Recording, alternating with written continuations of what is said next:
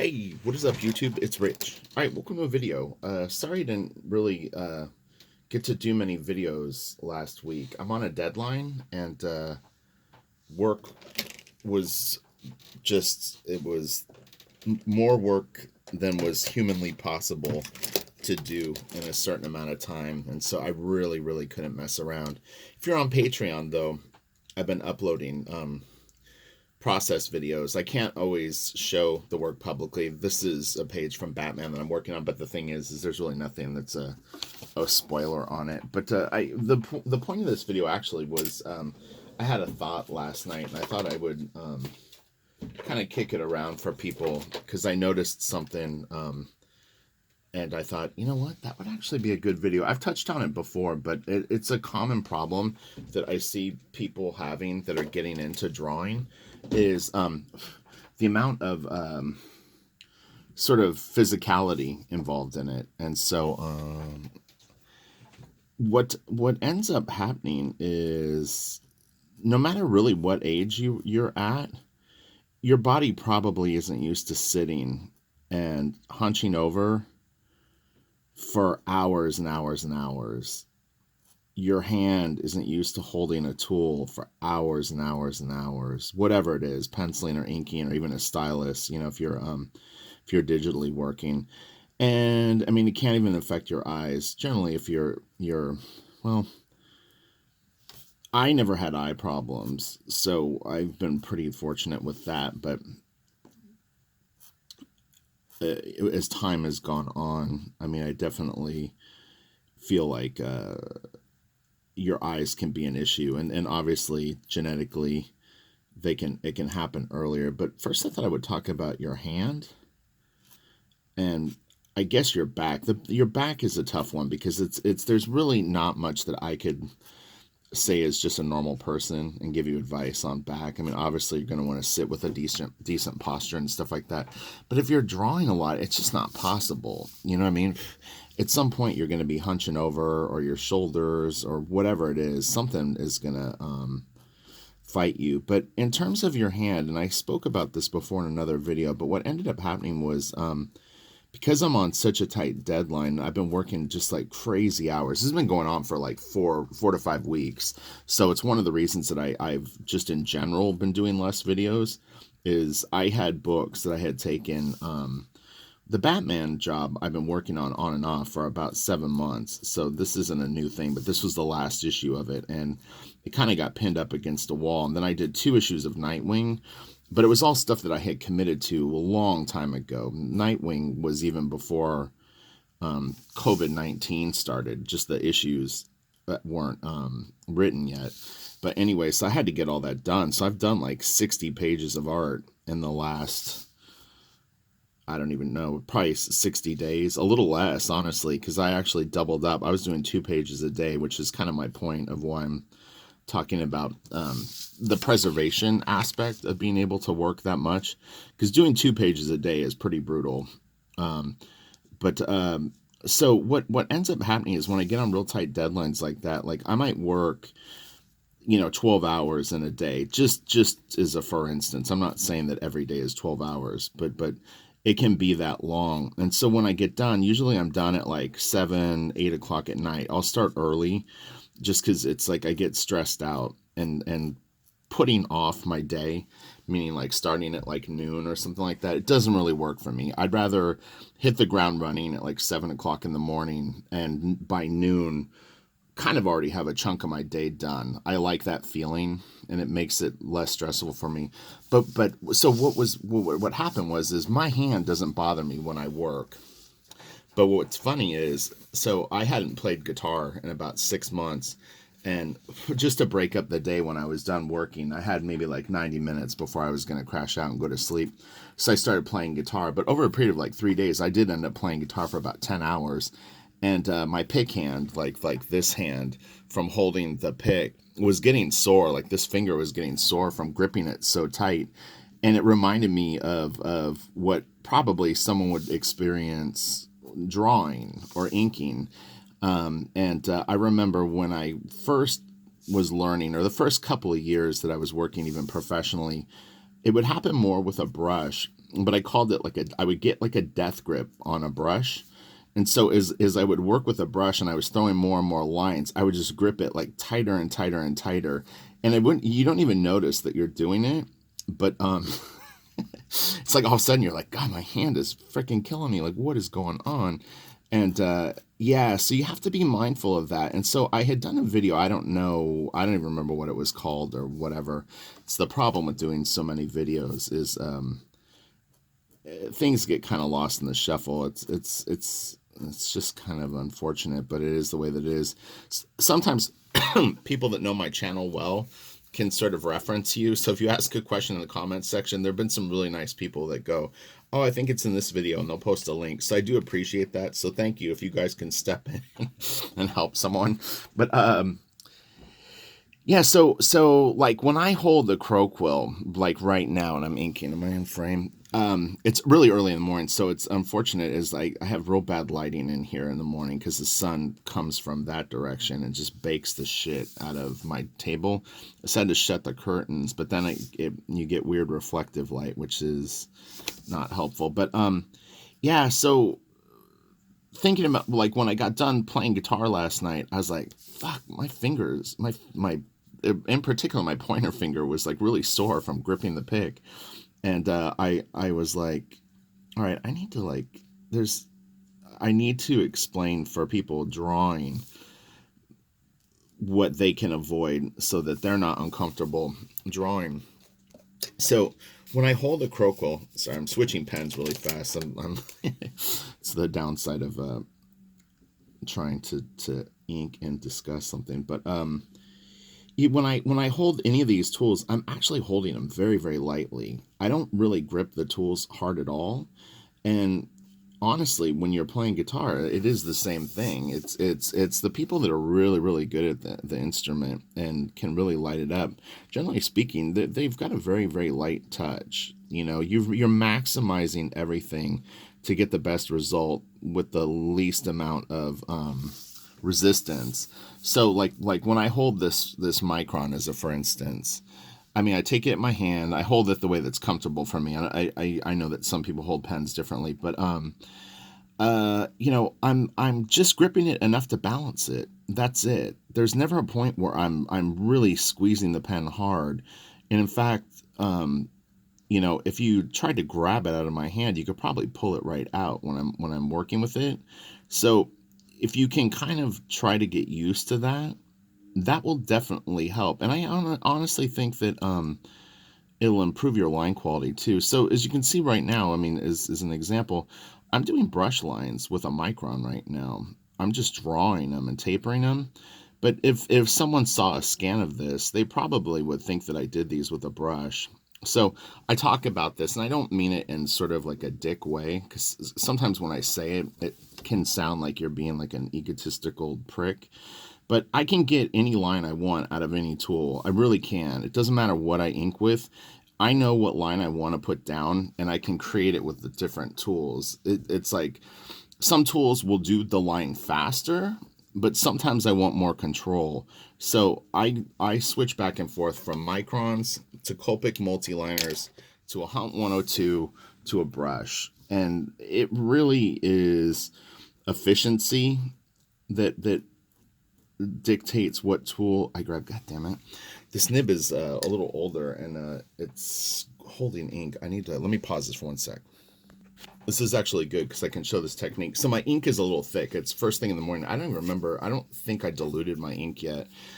So when the ink is thick, it will beat up on the crow quill, and then it'll sometimes come out in one like sort of lump. It's not thick like that, but what I do is I take a piece of paper towel and I tear it off. This is a pretty good trick for if you ever get like a bubble of ink, and then I'm gonna just go like this, and it'll soak up into the paper towel. See what I'm doing? And it makes the line, you're just taking all the ink out of that area, and then it's much easier to fix. That line really doesn't need much fixing. It just needs like the curl on the lip will need to be fixed. But if I let that dry completely, I can go in and just adjust that. So catastrophe avoided. But yeah, I need to pull some ink out of my Inkwell. Actually, I'll do it for you guys so you can see this. So I've talked about this before. This will be a decent video. So this is my Inkwell. I think you can see it. It's glass or crystal, and there's ink in it. And that ink has literally been in that Inkwell for weeks. And all I do is throw either water or ink in it each day when I start inking. But what I'm going to do is, because it's pretty thick right now, I'm actually going to take some out. I haven't done this in a long time, but I'm gonna soak some of it out, and then I'm gonna put water in it. But it's not like a blend. Like I don't have like some ratio in my mind. I just look at the ink and I go, all right, is it too thick or is it too thin? Right now it's too thick. I can just tell it's too thick. So well, here I'll show. And this is dirty ink water. I have not cleaned out this ink water in weeks, or at least a week, probably longer. So this is just dank ink water that I clean my brush with. I'm going to pour it in here. So right now it's maybe about a 50-50 blend. Inkers that know more about this stuff than me right now are probably going, oh my God, this guy is an idiot. But you know what? It works for me. All right, and then I just take my Croqual and I stir it around. And now I've got ink again. It does work, though. I've got ink on my finger. I'm just washing it off really fast. But yeah, I encourage people to just not be too precious with this stuff, and this should be good to go now.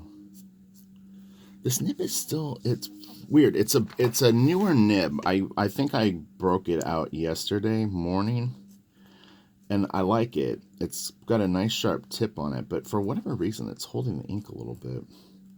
Like it wants to do what it just did a little bit. So I might wash it off in a second. But yeah, I've had bad luck with Croqual nibs lately. They haven't, I have boxes and boxes of old nibs. And old meaning just that they're technically, they were bought a long time ago, not that they're old, used, you know what I mean? I'm just saying that they're like, they could be 3 years old, they could be 10 years old. I don't know. I bought like, I don't even know. Scott Williams sold me all the Croquals that he had because he doesn't use them anymore. And he's like, I've got just boxes and boxes of nibs. Do you want them? And I said, hell yeah, I want them, Scott Williams. Does it come with your skills? No. But yeah, so I don't know. I mean, the price on this box was $9. I don't remember a box of nibs ever being $9. So these could be pretty old, but this one's real good. I like it. And this is another recommendation. I made this in a Patreon video yesterday. I haven't uploaded it yet, but if you've got a real good nib, like you break one out and it's pretty sharp and it seems to be getting good lines, my recommendation is honestly to use that for your fine detail, and then if you have an older nib, use that for your big chunky lines. And it's a nice way to preserve a new nib that can get real sharp fine lines for that. You know what I mean? For little tiny faces and eyes and stuff like that. And it's something that I tell myself that I'm going to do, and I don't generally do it. But also in my defense, I can make a Croqual last for a long time, and if you're more heavy-handed with your tools, it may not last as long for you as it does for me. I would say that the average, if I get a good, like this Croqual, I could probably use for at least a week. But it's because I press so lightly, you know? Even if I'm doing thick lines, I just use just the right amount of pressure to get the line thick, and then you know, I don't push the nib. Like I'm careful to know the metal. Like I try not to fatigue the metal, I guess you'd say. So anyway, but yeah, I'll grab a brush, and I don't know if there's anything that really needs to be inked with a brush on this piece. I guess I could do this hair. All right, so my brush that I'm using right now is a Winsor Newton Series 7. I was debating yesterday what it is. It rubbed off the pen. It looks like it's a 2, but it may be a 3. I like 3s and 4s, and in fact, I said in the video yesterday that I shot that I don't know why I haven't bought more 4s, because the best Winsor Newton brush that I ever had was a Series 7 number 4, which you would think would be it's a pretty big brush, because a 2 I would say is the standard size that most inkers use, maybe a 3, and some might go smaller. They have up to, I even think, quintuple 0 or something like that, but I've never found the small brushes to be worth a damn. But yeah, I don't know why. The best Winsor Newton brush that I ever had was a 4, and I never ever have. I don't think I've really ever ordered more of them. I probably should. It's a more expensive brush. The bigger you get, the more expensive they are. But so with the brush, see, and this is the illusion too, is like I'm inking the hair with a brush because you guys want me to, but I could do that with a Copic multi-liner. I could do it with a Crow Quill. It doesn't matter. But people see feathery hair and they go, oh, that's brush inking. I know that. I recognize that. But I'm telling you, I could do it with a micron and you would never ever know the difference. But I would just draw the lines. I would sculpt the lines. And anyway, the point was holding the brush. So I definitely feel when I put the brush in my hand that I'm holding it tighter already, tighter than the Crow Quill. It needs a little bit more control. But within that, I'm still not gripping it too tightly. Just tight enough. I'm trying to be careful of wet ink. I don't think that there's wet ink over here, but mainframe, yeah. Oh, and this is pretty cool. So check this out. When I finish this job, which I should be done Wednesday, I have some really, really interesting commissions that I'm going to be doing. This should be really exciting for everyone, honestly, myself included. So check this out, what I have to work on. One, I've got a Joe Quesada Daredevil piece that's been sitting around for like over a year that I need to draw a background on. I already inked the figure, but there was no background, and the person that got the commission wants me to put a background and ink it, and so I need to do that first. That's a priority. Then I've got a Voodoo from Wildcats piece that I'm going to be penciling and inking myself, which is a sketch cover. Then check this out. This is where it gets really interesting. I have a Brian Boland Joker sketch that I'm going to do finishes on. So what I'm going to do is I'm going to take this more sort of, it's there. You can definitely tell it's Boland for sure. But we're going to try to amp it up and make it look like Boland really, put a lot of effort into it, or more effort than sort of just a sketch. So that'll be cool. Then I have a David Finch Spider-Man sketch cover, if I'm not mistaken. I'm nearly sure that's what it was. Then I have a David Finch Death Dealer that I'm going to be inking. But not only am I going to be inking it, I'm going to actually be penciling in a background for that as well. So that'll be interesting because it's a pretty cool Death Dealer piece, and I think with a little bit of sort of creativity and some background, etc., that'll turn out to be a really cool piece. Then I have a Dale Keown Hulk piece. I think it was Hulk. I'm nearly sure it's a Hulk piece. And again, kind of like the Boland piece. The person, got a sketch from Keown. It's all there, but it just doesn't have the attention to detail that you would expect in like a Keown finished cover. So I'm going to be doing finishes on that. And then I have a Kenneth Roquefort,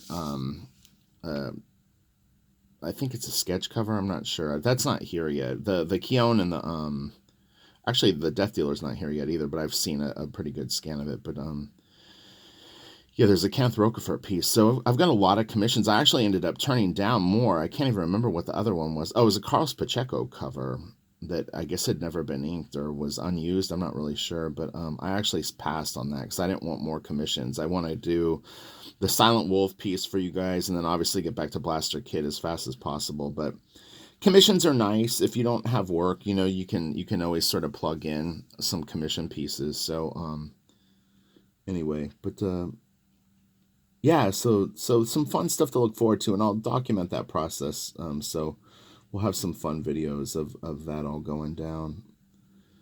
But yeah, so with the pressure of the brush and inking with it, like right now, I've kept it completely consistent. I've never started to grip the brush tighter than I started with. So the grip is a little tiny bit tighter than what I would use for a 102, but on a scale from 1 to 10, 10 being that you got like a death grip on it, I'm still only at probably like a 2. I'm holding it firm, but I also relax my hand. So in between strokes, I'll lighten up on the grip and just be kind of like sort of unconsciously mindful of not starting to just hold it like, for dear life. So, all right, that was the video. I don't want to go too long on this because when I shoot directly with my camera, they take forever to upload, and I don't really want that. But I'll be back hopefully later this week. I'll definitely try to do a super fun Sunday this week. I hated skipping it. I just didn't have time. I was trying to do 2 pages yesterday, or at least one really hard one, and I worked all day until I was done. So, you got to be committed to this stuff. It's one of those things. The work is always the priority. You want to be responsible, especially if you take a job, because it just looks bad to, you know, commit to something and then it just you don't manage your time well. Sometimes stuff happens. I've talked about this in other videos, but I mean, there's it never ceases to amaze me. Like I'll get on YouTube and I'll go like, I'm gonna do this, and then 30 minutes after I finish the video, I'll get an email and I'll be like, oh fuck, like the next 3 months are gonna be completely different than I thought that they were gonna be based on this email. So you never know with things, but it sucks because it makes you look like you're being a flake or you're being inconsistent, but that's just the way that the workflow is. So, okay, have a great day. Hopefully that was somewhat helpful. And yeah, don't grip your tools too tight if you can help it. And if you catch yourself doing it, then lighten up your touch a little bit. It'll definitely make your hand more cozy.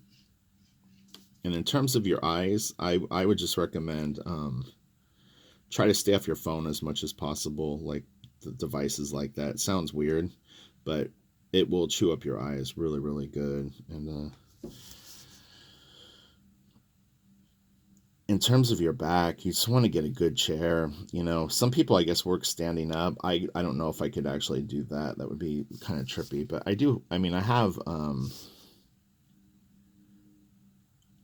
I have is it 27-inch Cintiq, but and I bought the sort of Star Trek I don't know what you call it, like the arm that will hold it and you can mount it to like a wall or something like that. But I never installed it. I just prop it up with books, and it seems to work fine. It's funny because I ink nearly flat, not totally flat, but I don't like my tools rolling off the table, so I keep my table probably more flat than a penciler would. But with the Cintiq, I kind of like it up, and I kind of like it more down. It's weird. I get why you would want it up, because you want to be able to see things and not have any sort of distortion happening.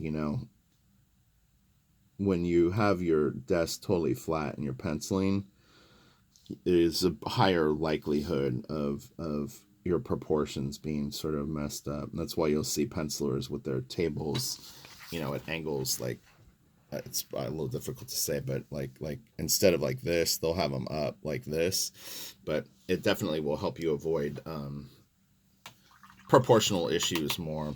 But for inking, like I said, I don't like my tools constantly rolling down my table, and even at the angle that I have it, I have to be careful and not have tons of pens on it.